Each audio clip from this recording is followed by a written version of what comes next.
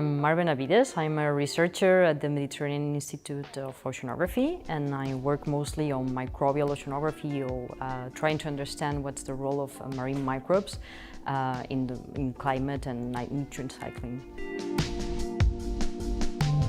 So the IDEFIX project is looking at the effect of nitrogen fixation in the Indian Ocean. So nitrogen fixation is a process done by some type of marine bacteria that are able to use the nitrogen that is in the air, in the atmosphere, and transform it into nitrogen that is bioavailable, so nitrogen that other primary producers can use. So this is just like the nutrients that you give to your plants at your house, or you give them nutrients to grow. So this, the plants that we have in the ocean, the little cells that can also do photosynthesis, they need this food as well.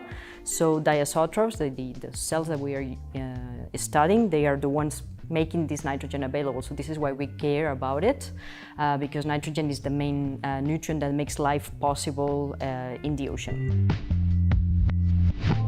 The objectives of the IDEFIX project is first to know who are the nitrogen fixers that we have in the ocean. So we try to look at the species, try to see if we discover new species, and then we also look at their activity. So we also measure how much nitrogen they are actually fixing. So we are able to tell the quantity of nitrogen from the air that is actually passing through these organisms into the water.